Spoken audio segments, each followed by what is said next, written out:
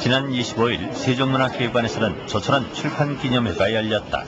책을 낸 사람은 미국 백악관을 38년간 출입했던 재미교포 기자 문명자 씨.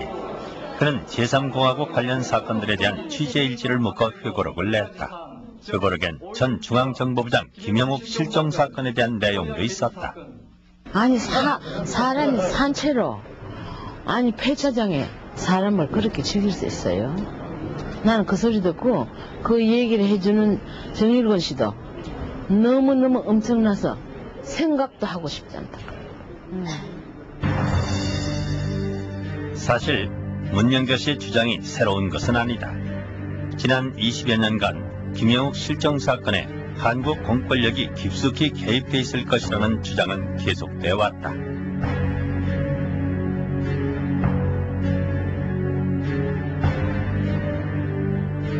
파리에서 살해됐을 것이라고도 하고 박정희가 직접 총을 쏴 죽였다고도 했다. 김영욱과 한국 정부 간엔 어떤 일이 있었던 것일까? 김영욱 실종 사건에 대한 한국 공권력 개입설이 끊이지 않는 이유는 무엇인가?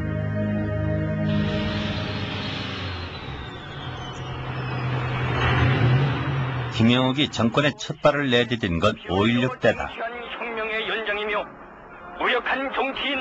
육사 8기생인 김영욱은 박정희를 도와 쿠데타 주동자로 나섰고 이후 출세가도를 달리게 된다.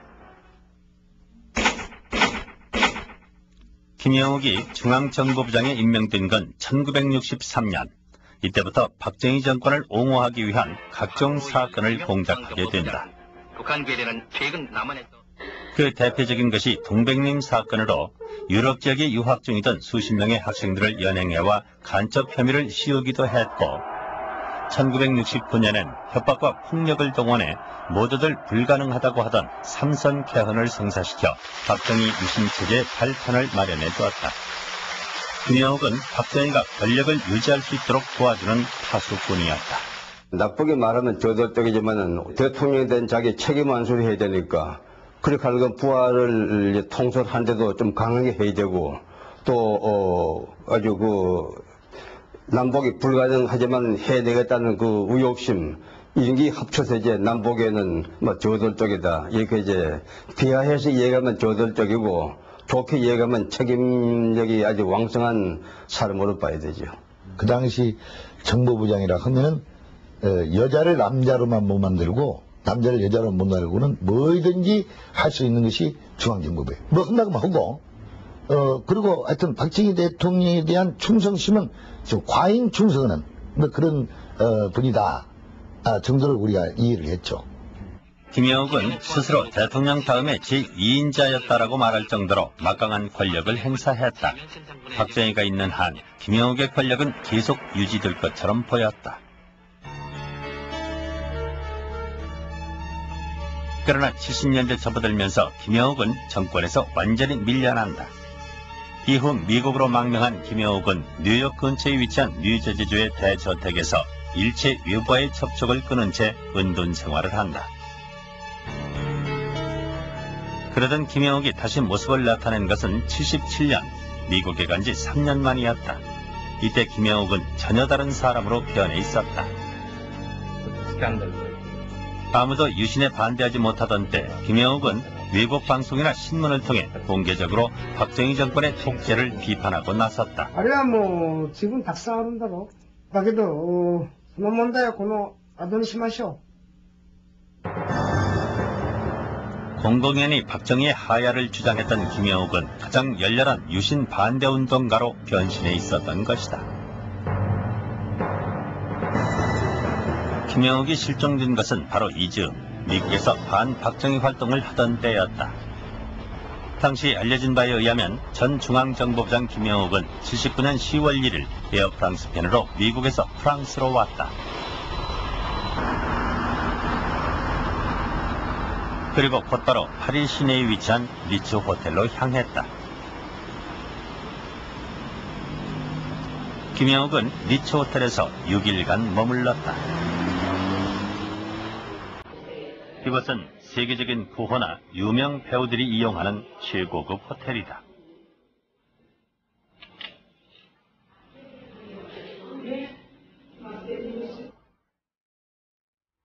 그런데 어떤 이유에선진 분명치 않지만 10월 7일 김영옥은 갑자기 호텔을 옮겼다. 프랑스에서는 1위 호텔에 해당되는 웨스턴엔드 호텔에 나타나 예약도 없이 방을 요구했고 405호실에 짐을 풀었다. 김영옥이 실종된 것은 바로 이날이다. 방을 예약하고 나간 김영옥이 다시는 돌아오지 않은 것이다.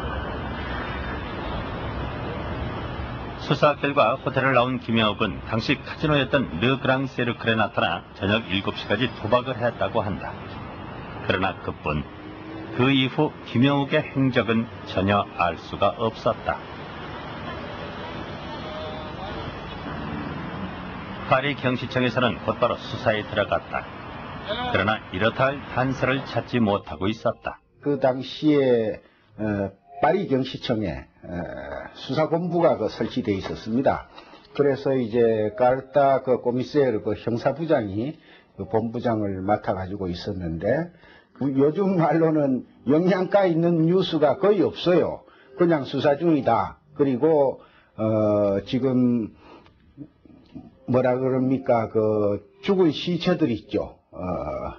뭐 이렇게 그냥 그 행역병자라든가 이런 그 시체들 신고받는 거를 쭉 보면서 동양인인지 아닌지 그리고 그것이 이제 김영우 씨인지 아닌지 이런 거를 이제 그냥 자기네들은 확인하는 그런 이야기만 하기 때문에 처음엔 김영옥의 마지막 행선지가 카지노라는 점을 들어 범죄 집단에 의한 단순 사고의 가능성을 수사했다. 그러나 르그랑 세르클은 사고 가능성이 적은 지역이었다. 파리에서 가장 번화한 쌍제르제 대로에 위치해 있을 뿐만 아니라 회원제로 운영돼 안전이 확실하게 보장되는 고급 카지노였다. Oh non, non, c'était pas un quartier de violence ni rien, hein, ça n'a pas pu changer à l'heure actuelle. La clientèle était aussi belle, hein, il n'y avait pas aucune violence. Beaucoup d'émirats arabes, beaucoup de princes et tout ça qui sont venus, qu'on ne connaissait pas personnellement, qui venaient jouer sans que nous on les connaisse personnellement. 결국 파리 경시청은 아무런 단서도 찾지 못한 채 4개월 만에 수사를 종결했다.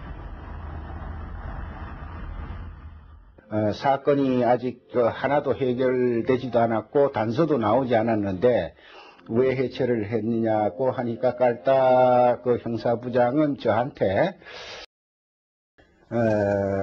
김형우 씨의 그 어떤 죽었으면 시체나 또는 실종됐더라도 여러 흔적들로 자기네들이 종합해보건대 프랑스 영토 안에 없다는 판단이 있었기 때문에 수사본부를 해체했다. 프랑스 영토 안에 없다는 수사 발표는 더 많은 의혹을 남겼다. 여러 가지 납치 살해설들이 나돌았고 사건은 그렇게 미궁 속으로 빠졌다.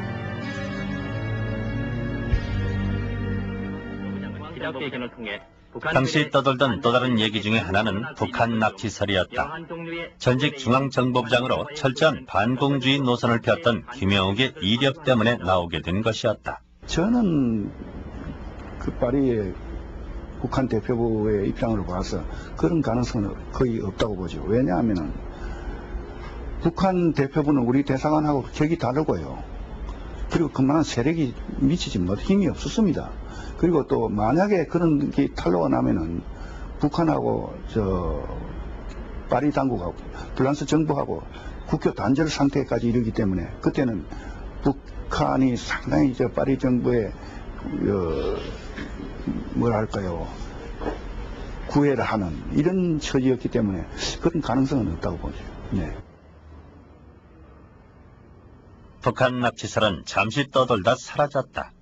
이후 등장한 것이 한국 공권력 개입설이다. 다른 추측들과는 달리 외국 언론에 관련 기사가 실리기까지 했다. 81년 1월 르몽드지에는 김영옥 실종 사건은 서울의 중앙정보부에 의한 계획된 제거 공작이라는 제목의 기사가 있었는데 그 내용은 구체적이었다. 마취된 김영옥을 카알기의 화물칸에 실어 세관을 통과했으며 청와대 지하실로 인도된 김영욱에게 박정희가 총 2발을 쏘았다는 것이다. 당시 이 기사의 근거는 무엇일까? Comment cela a été écrit à l'époque, ceux qui traitaient ces sujets-là sont partis à la retraite, ont quitté le journal. Donc le chef du service international de l'époque n'est plus au monde, le responsable du DES quasi, ceux qui traitent les informations à Paris même, n'est plus là. Je pense que c'était un des journalistes du service international qui était en relation ici avec des opposants sud-coréens, qui a recueilli leurs témoignages et qui a donné cette information. 르몽드가 기사를 쓰는 거 보고 상당히 그 신빙성이 르몽드가 어느 정도 이 문제를 확인해서 이걸 썼지 않느냐 해가지고 그 당시에 그 아마 제가 앙드레 퐁텐 편집국장으로 기억이 되는데 전화를 했습니다. 근거가 있느냐? 나도 실은 그 텍스트를 갖고 있는데 그랬더니 앙드레 퐁텐 이야기는 아마 뭐 그 밑에 그 기자들이 뭐 어느 정도 신빙성이 있어서 그 다뤘다는 식으로 그런 답변을 한 걸로 기억이 돼요. 같은 내용의 기사는 일본 신문과 잡지에도 소개됐다.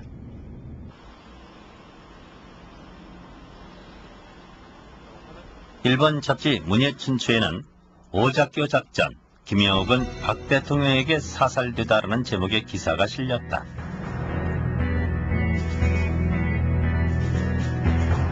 그 기사의 내용은 르몽드지보다도 더 자세했다.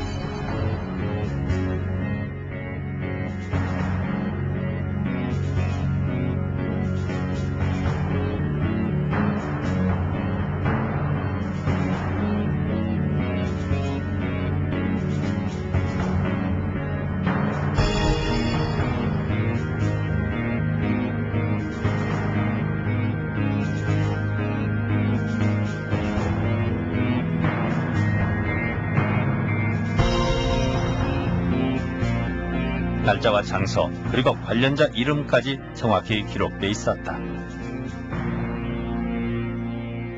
最終的な確認は取れないけれど、まあ95割以上は間違いないだろうという確信がなければ、記事にできませんよね。 당시 기사를 썼던 기자는 끝내 출처를 밝히지 않았다. 그러나 기사 내용에 대해서만은 확신하고 있었다. 그렇다면 김영욱을 죽인 인물로 박정희가 지목받는 이유는 무엇인가? 두 사람 사이에 어떤 일이 있었던 것일까? 김영욱이 정권에서 밀려난 것은 삼선개헌 직후였다.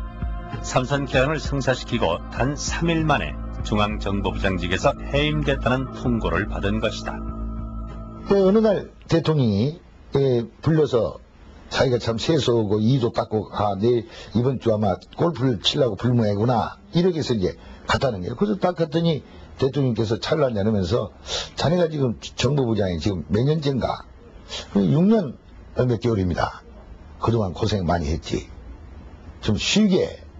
자기도 뭐 쉴 수 있다 그런 얘기예요. 그냥 오늘로 그만둬라 그래. 이거에 이 김영욱 부장이 충격을 받아가지고 청와대에서 나오면서 이 꿈이냐 생시냐 해서 자기 그냥 다리를 허벅지를 얼마나 뜯어 그냥 눌러가지고 멍이 들었다고 그래요.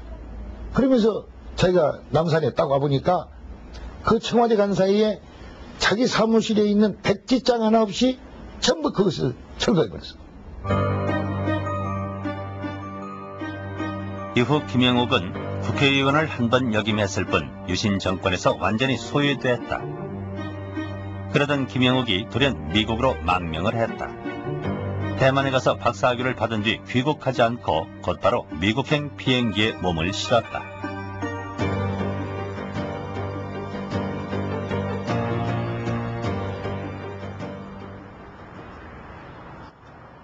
박정희에 대한 배신감에 젖어있던 김영욱은 본격적으로 반박정희 활동을 한다. 그리고 미국 청문회에 나가 한국 정부의 비리를 폭로하겠다고 선언하기에 이른다. 한국 정부에서는 그대로 보고 있을 수만은 없어 특사들을 파견했다.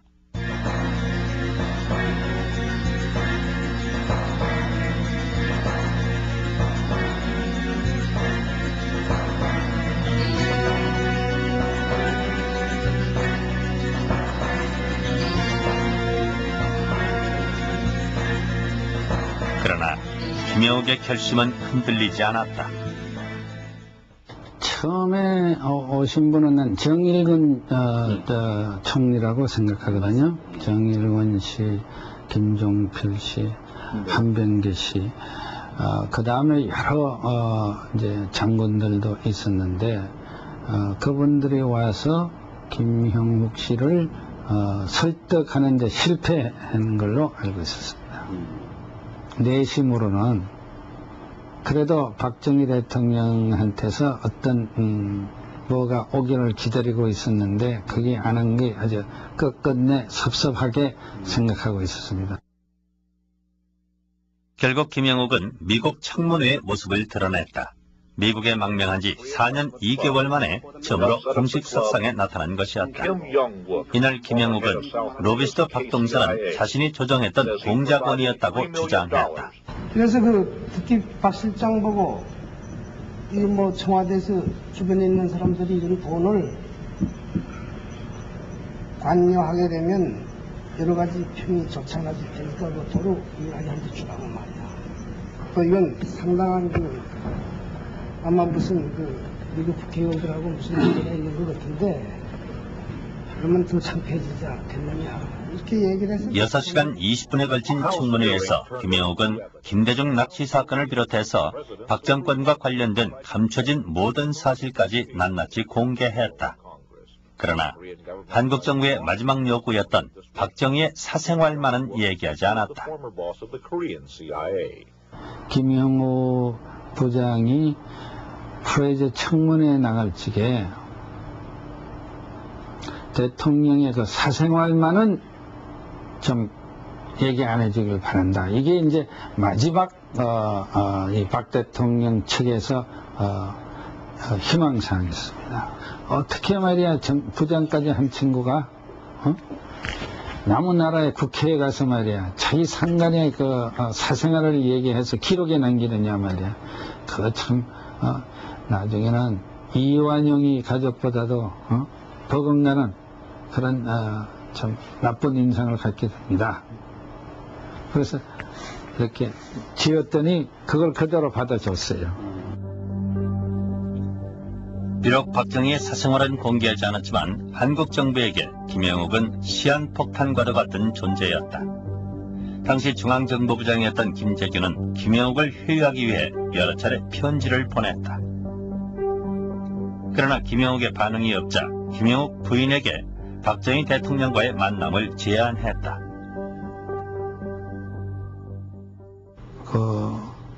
김영욱 씨 부인을 대통령께서 꼭 만나서 정말 다른 제3자를 통하지 않고 그 부인한테 직접 내가 왜 김영욱이 나한테 대한 행동의 이유가 뭔가 좀 들어보고 싶다.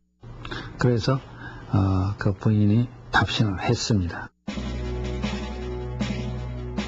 신영순 씨는 박정희의 제의를 받아들였다. 그러나 일은 순조롭게 진행되지 않았다. 신영순 씨가 친필로 편지를 쓰지 않은 것이 문제가 됐던 것이다. 일은 결국 수포로 돌아갔고 김영욱의 반박정희 활동은 계속됐다. 그 결정판이 중앙정보부장 시절의 일들을 정리해 책을 내겠다는 것이었다. 회고록을 써서 박정희 정권에다가 타격을 가하겠다 하는 그런 입장을 세웠습니다. 그러니까 그 과정에는 여러 가지 복합적인 이유가 있을 수 있죠. 그리고 그 중에는 무슨 저희가 잘못했던 역사를 되돌리겠다 하는 명분도 있었겠지만 박정희 정권에게 내가 만만치 않은 사람이라 하는 걸 파워를 보여주고 싶은 뭐 그런 것도 있었으리라고 생각합니다. 2년 3개월 만에 완성된 회고록은 5,000매의 방대한 양이었다. 정인숙 피살 사건에서부터 김대중 납치 사건까지 박정희 정권에겐 치명적인 사건들이 모두 다루어졌다. 원고가 완성되자 한국 정부에서는 김영욱의 회고록 출판을 저지하기 위한 회유책에 나섰다. 아마 20번 남짓 마음이 왔다 갔다 했어요. 그러니까 그 양반 마음이 왔다 갔다 한 것도 있을 수 있겠지만 압력을 많이 받았을 겁니다. 그 얘기는 안 했어요. 압력 많이 받았다는 얘기했죠. 누구 왔다 갔다, 뭐, 최영이 왔다 갔다, 또 아까 유정수 그 사람이 무슨 오퍼 했다, 무슨 윤일균 왔다 갔다 다 얘기하죠. 특사로 윤일균이 파견됐고 여러 차례에 걸쳐 표보록 출판을 막기 위한 협상이 벌어졌다.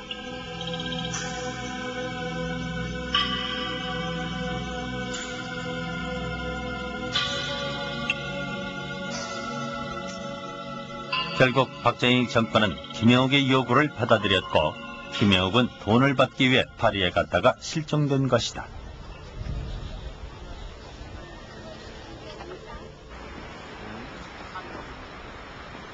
한국 공권력과 관련된 의혹은 이것만이 아니었다. 김영옥은 실종 당일인 10월 7일 웨스트엔드 호텔로 옮긴다.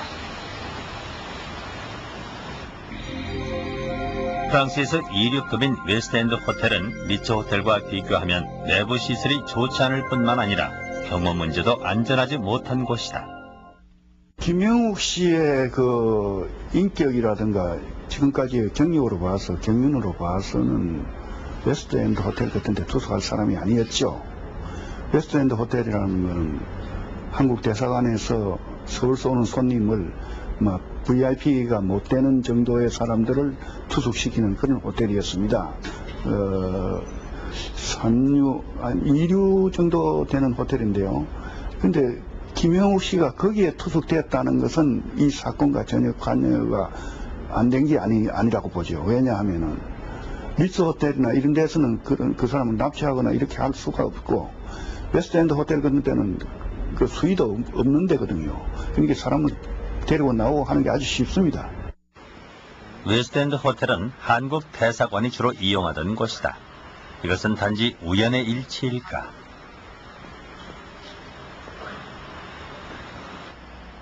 의혹은 수사 과정에도 있었다. 파리 경시청 담당 형사는 한국 특파원들에게 의미심장한 말을 남겼다. 카르타라는 형사였는데 나이가 한 30대쯤 됐습니다. 근데 그 사람이 내가 김영욱 씨 그 사건을 아느냐 물으니까 접수를 받아서 내가 담당하고 있다. 그래 자세히 물으니까, 캐고 물으니까 왜 나한테 와서 그래 자꾸 묻지요? 당신네 그 공간에 아는 사람이 있을 텐데요. 이렇게 말했죠. 파리는 하나의 지나다니는 길목이었을 뿐이지 사실상 그 사건의 핵심 지역은 아닌 것 같다. 이런 이야기를 하면서 한국 특파원들이 뭐 여러 가지로 그 김영욱 씨 문제에 대해서는 더 잘 아는 거 아니냐. 이런 이제 반문을 했었습니다.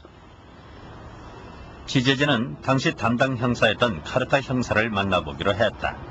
그러나 파리 경시청엔 접근조차 불가능했다.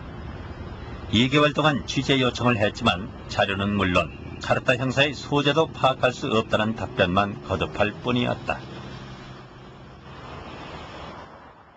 Vous avez dit qu'on ne retrouvait pas la trace de cette personne, ni du policier qui s'est occupé de l'affaire. Et puis, vous êtes refusé? Comment? Vous êtes refusé? Non, on n'a pas refusé, on n'a pas trouvé trace de votre affaire, de l'affaire dont vous vouliez avoir des renseignements. Donc on ne peut pas faire suite à votre demande. 과연 김영욱 실종 사건과 박정희 정권과는 어떤 관련이 있는 것인가? 사고 직후 박정희, 차지철, 김재규를 살인죄로 고발하기도 했던 김영욱 씨 부인 신영순 씨를 찾았다. 저택 입구에 설치된 감시용 카메라로 취재진을 확인했는지 잠시 후 문이 자동으로 닫혔다. 그런데요? 저희가요, 이번에 그 실종 사건에 관해서 지금 취재를 하고 있어요. 틀린 말씀이 없어요. 예. 또 아는 것도 없고, 예. 그러니까요. 거기에 대해서 전혀 알지도 못해요. 시간 낭비하시지 말고요. 그냥 돌아가세요. 전 전혀 아는 거 없어요. 그때 당시 대화는 5분도 채 되지 않았다. 더 이상 신영순 씨의 목소리를 들을 수 없었다.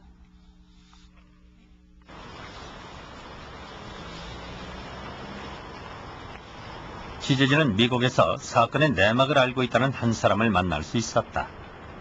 선생님이 미국에서 세탁소를 운영하고 있는 방준모 씨는 김영욱 씨와 함께 중앙정보부에서 오랫동안 일한 경력이 있는 사람이다. 그는 중앙정보부에서 김영욱 암살팀에 있었던 한 사람을 만났다고 한다. 그 이름을 적으니까 이름을 내가 밝혀져 없습니다만 해병대 출신이고 말이죠. 그 다음에 거기서 사항장교 김대중 씨 납치 사건 때 사항장교도 지냈고 이 수사관이나 이렇게 있었는데 이 사람이 나중에 알고 보니까는 암살조를 조직을 해가지고 훈련시켰던 훈련대장이었었다 이겁니다. 그런데 하루는 중진명령이 내려왔습니다. 그래서 자기는 쫓아 올라가서 웬일입니까 하고 그랬더니 부장하고 그거는 뭐 직접 관계로 자기가 명령 받은 거니까 말이죠. 부장이 하면서 이제 보라고 던져준 거 보니까 김영욱 씨가 이렇게 꽁꽁 묶여 있는 게 있고 옆에 권총이 이렇게 이마에다 대는 게 있고 그 다음에 피 굴리고 쓰러진 사진을 봤다 이겁니다. 그래서 이거 어떻게 된 겁니까? 야, 다 끝났어. 상황 끝. 그 다음에 비디오 한번 볼래? 그 비디오를 틀은 거 보니까 묶인 제의사가 야, 이 개새끼야 죽여라 하니까는 그 아까 얘기하는 대인가 공군대인가 거기서 네가 부장이야 하면서 빵 쏘면서 욱 하고 쓰러지는 걸 자기는 봤습니다. 그 틀림없냐? 그러니까 아니 내가 왜 거짓말 하겠습니까? 그만두고 나오는데. 서울 명동에 YWCA 강당에서 있었던 방준모와 비슷한 주장을 하는 또 한 사람을 만날 수 있었다. 이제 구속이 되고 심한 수사 과정을 거쳐서 79년 당시 제야 민주운동을 하던 송진섭 씨는 11.6 직후 교도소에서 중앙정보부 의전과장이던 박선호 씨를 만나 사건의 내막을 들었다고 한다. 18방에 있다가 중간쯤으로 제가 옮겨왔고 박선호 과장에게 이렇게 물어봤습니다.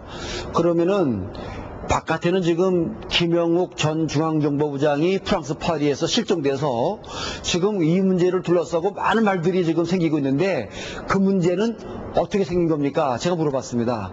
그러니까 박선호 과장은 뭐 조금도 망설임 없이 중앙정보부 내에 과거 김대중 씨를 일본에서 납치해왔던 바로 해외 특수작전단에서 해치운 일입니다. 이렇게 답변을 해요. 박선호 과장은 11.6으로 사형 집행을 받았다. 이미 고인이 됐기에 더 이상 확인은 불가능했다. 방준모 씨와 박선호 씨의 주장을 종합해보면 김영욱 실종 사건에 가담한 부서는 중앙정보부며 파리나 가까운 제3국에서 김영욱을 살해했다는 것이다. 과연 가능한 일일까? 그런 가능성이 더 많을 겁니다. 아마 김영욱 씨가 그 당시 아주 제가 그 몇 년 전에 만났지만 체중이 적어요. 많은 사람이. 그렇기 때문에 이미 이제 이성을 잃고 이러면 그 뭐 저항할 능력도 없었을 겁니다. 예. 간단하죠. 처치하기로. 그리고 또 그런 전문가들은요. 그런 처치한 사후에 폐기하는 이런 기술도 있으니까. 예. 만일 중앙정보부에서 한 일이라면 책임자는 김재규다. 그렇다면 김재규가 계획을 짜고 명령을 내린 것인가? 중앙정보부장이면 김영욱이 문제를 모를 리가 없다는 게 전제였고 물었더니 김재규 정보부장은 자기 모른다는 거죠. 자기하고 관계없고 전혀 모른대. 그래서 그 모른다는 것을 강조하기 위해서 죽고 난 뒤에 얼마 후에 중앙정보 밑에 부하들이 출장을 가는데 파리로 간다는 뭐 소위 그 결제해달라고 올려왔기 때문에 화를 내면서 지금 그거 가면 너들 막 김형욱이 때문에 야단인데 왜 가려고 그래? 동남아로 돌려 뭐 이런 것도 있더라고. 나를 자기하고 관계없는 것을 강조하는 예도 들더라고. 그러나 김재규가 사건의 관계자에서 제외될 수는 없다. 김대중 납치 사건을 비롯해서 그동안 해외에서 활동하던 인사들의 납치 사건을 주도했던 곳이 중앙정보부이기 때문이다. 취재 중 만난 한 일본 기자도 김영욱은 해외에서 죽었다고 주장하고 있다. 놀라운 사실은 김영욱의 시체를 비행기 화물칸에 실어 한국으로 들여왔다는 것이다. 殺されたのは、ジュネーブの郊外で、その後自動車でパリに運び、飛行機はパリに着いて、死体として、ソウルに運び、ソウルに飛行機が着いたのは、午前0時を過ぎた真夜中と聞いております。それは誰から？いや、それを言ったら大変だからね。なるほど。もう、それは分かっておりますけどね。それはそんなことがきちんと証言できる人ですから、そういう関係者です。一旦埋めてあったんだと思います。なるほど。埋めてあって、しばらくしてからそのところに放置しておけば、大変な問題になるとして、やがてそれが発掘され、車でパリに運び、パリから飛行機、しかもこれ外交の荷物だっていうんです。なるほど。それと漢字は引っかからないから。その遺体だけを乗せて、ソウルに運んだと聞いてます。なるほど。それは誰からそういう情報を得たのは、ものすごく、権限の高い方です。今はでもそうですか？今でも？もちろんいい人はいます。今でもですね。일본 기자는 자신의 취재 내용에 대해 확신을 갖고 있었다. 김영욱을 비행기로 서울에 데려왔다는 주장은 오작교 작전과 문명자 씨 회고록에도 보인다. 일본 기자와 한 가지 다른 점은 서울에 와서 살해했다는 것이다. 그거는요, 차지치료가 했다 그럽니다. 네. 박정희가 여하튼 차지치료 한테 얘기해서 뭐 김영욱을 대령했습니다 이러니까 아 그래? 딱 하더니 막 여하튼 살살 버렸다, 아주 빌었다 이거예요. 이렇게 김영욱을 살리십시오 뭐 하는데 여하튼 간에 그때부터 아마 저 세상에 간 것 같아요. 그 이후에. 문명자 씨는 사건을 계획한 사람은 김재규가 아닌 차지철이라고 주장한다. 가능한 일일까? 당시 차지철이 이끄는 경호실은 중앙정보부 못지않은 막강한 권력을 갖고 있었다. 더욱이 집권 말기 박정희는 김재규보다 차지철을 더욱 신임하고 있었던 것으로 알려지고 있다. 중앙정보부뿐만 아니라 경호실도 역시 그러한 가령 행방불명으로 만든다든지 혹은 심지어는 지금까지 안 나타나니까 지금 사망한 것이 확실하지만은 그때 이제 모종의 처형을 했는지 그것은 지금 알 수가 없는 일입니다, 사실은. 그러나 그것을 할 수 있는 힘은 경호실장하고 정보부장이 가지고 있었거든요.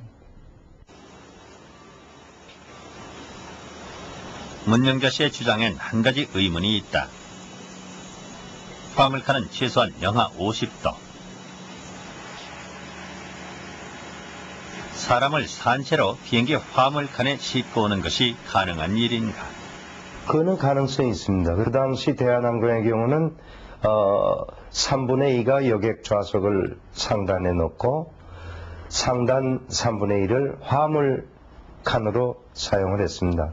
그렇기 때문에 가능성이 있을 하나의 여우는 벨리의 짐칸에 들어가지 않고 여객칸에 화물 컴파트먼트에 실려갔다면 그것은 공수가 가능한 것이 아니냐.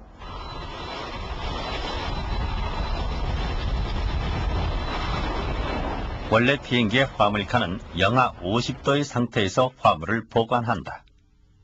그러나 당시엔 여객칸의 일부를 화물칸으로 만들어 이용했다고 한다. 때문에 사람을 화물로 가장해 납치하는 것이 가능한 일일 수도 있다. 더욱이 당시 국제적인 관계는 김영욱의 납치를 용이하게 했던 것으로 보인다. 무기 개발에 관심이 많았던 박정희는 당시 원자력 발전소 건설과 에어버스 구입을 놓고 프랑스와 거래 중이었다. 1970년대 후반 들어서 프랑스 입장에서 볼 때 한국은 자국이 육성해왔던 방위 산업에 투자되었던 비용을 회수할 수 있는 주요한 무기 수출 대상국으로서의 지위를 가지고 있었습니다. 아울러서 1910년대 후반에 들어서 상당한 정도 산업화에 성공했었던 당시의 남한의 위치는 프랑스의 입장에서 볼 때도 결코 무시할 수 없는 주요한 교역 대상국으로서의 지위를 갖고 있었다고 말씀드릴 수 있겠고요. 가장 중요한 예가 바로 에어버스로 대표되는 항공기 산업이라고 할 수 있겠습니다. 그리고 당시에 우리나라가 파리하고 원자력 발전소 계약에 있어서 중대한 딜이 진행되고 있었기 때문에 프랑스 정부 혹은 파리 경시청은 한국의 박정희 정부의 비위를 상해서는 안 되는 아주 중요한 그 비즈니스 인터레스가 있었습니다. 그러면 내용은 뻔한 거죠. 그렇다면 미국은 어떤가? 당시 김영옥을 이용해 한국 정부의 정보를 빼냈던 미국은 김영옥을 왜 포호하지 않았는가? 그건 당시 미국의 입장 변화 때문이다.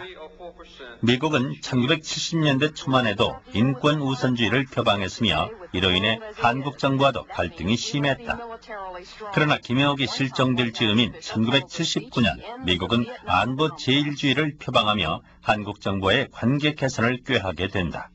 1979년 이후 카터 정부 말 후반부부터 신냉전과 함께 미국의 대한 정책이 안보 우선주의, 안보 제일주의를 갖다가 다시 전면에 부각시키는 그런 상황 속에서 박정희 정권과 미국 카터 행정부 사이에 정치적으로 부담스러운 성격을 띨 수 있는 김영욱 씨와 같은 그런 존재가 그 79년의 시점에선 그 한미 간의 관계 정상화에 정치적으로 상당히 부담스러운 존재일 수 있는 가능성이 있습니다. 김영욱 사건의 중심에 있던 인물들은 모두 고인이 됐다.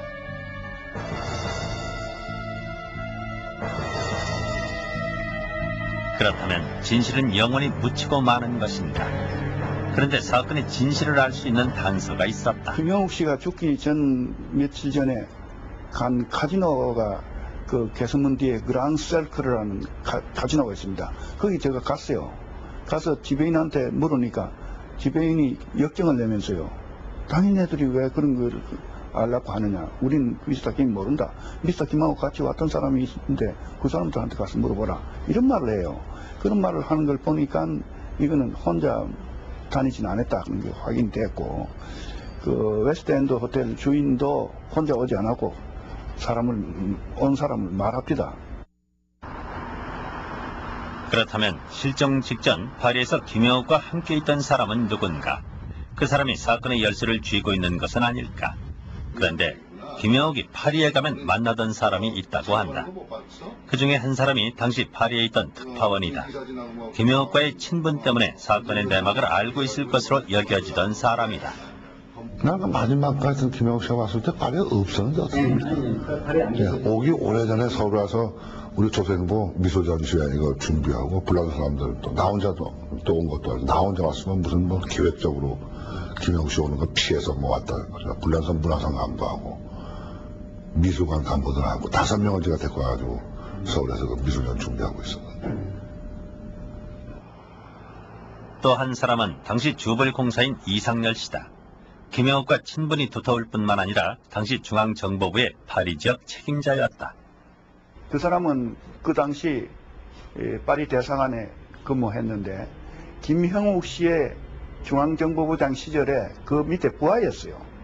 그 사람이 전부 파리에서의 김형욱 씨를 알레를 하고 카지노도 같이 가고 술 먹으러도 같이 가고 또 돈도 빌려주고 했기 때문에 그 사람이 이제 열쇠를 쥐고 있다는 걸 우리가 알고 그 사람을 찾았더니 이미 그 사람은 또 파리에 떠나고 없었어요. 그렇기 때문에 이 김영욱 씨 실종 사건의 열쇠는 그 사람이 가지고 있다. 저는 이렇게 보죠. 예. 중앙정보부 감찰실장이었던 방준모 씨는 당시 이상열 씨에게 이제 진실을 밝히라는 내용의 편지를 보내기도 했다. 그러지 말고 나한테는 어디다가 파묻었는지 그것만 좀 얘기해다오. 당신이 얘기한 거 왜 모르겠냐. 이렇게 해서 편지를 썼습니다. 그때 이란에 있을 땐 그랬어요. 그때 아주 등기를 해서 보냈습니다. 나 같으면 그렇습니다. 동료 입장에서 했으면은, 많이 안 했으면은, 나 그런 일 한 일 없다. 여보 방선배, 당신이 미쳤어? 왜 생사람 잡으려고 그러? 나 같으면 그렇게 얘기할 거예요. 첫째 그러니까 네 했다는 걸 자인하는구나. 둘째 해답이 없어요, 하나도. 당시 주벌공사인 이상열 씨와 3개월 동안 접촉을 시도했다. 네, 외국에 나가셨어요. 예, 그럼 언제 들어오시죠? 뭐 대중 없이 다니시니까요. 뭐 지금 연세 있고 그러시니까는 나가시면은 뭐 한참 있다 들어오시고 그래요. 외국에 나갔다고만 할 뿐 연락처는 물론이고 어느 나라인지조차 알려주지 않았다. 무작정 집을 찾아갔다. 그러나 아무도 만날 수 없었다.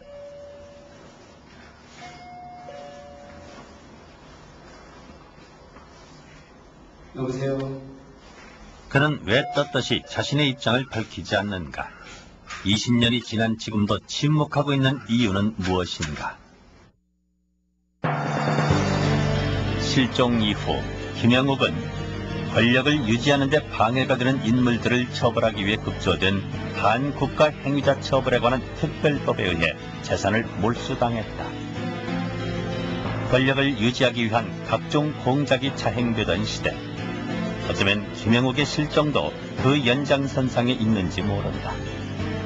만일 그렇다면 김영욱의 실종은 제3공화국의 파행적인 정치 행태를 보여주는 단적인 사건인 것이다.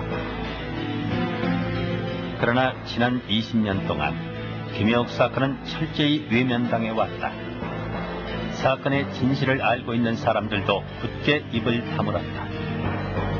그것은 지금 우리에게 무엇을 말하는가? 또 다른 군사정권이었던 오공과 그 후 이어진 정권들도 결국 공작 정치에서 자유로울 수 없다는 것을 의미하는 것은 아닐까? 이제 우리가 해야 할 일은 지금이라도 진실을 밝혀내 똑같은 전철을 밟지 않는 것이다.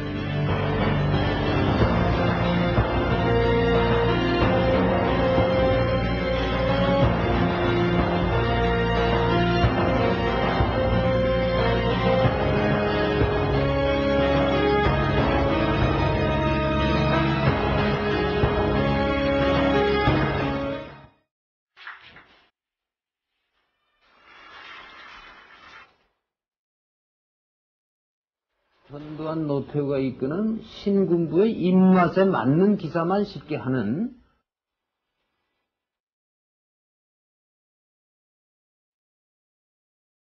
우리는 조사한 시일 안에 언론 후 공익성에 명백히 배치되는 언론 구조를 자율적으로 개편하여 그 상황이야 불가항력이었지 내 개인으로서는.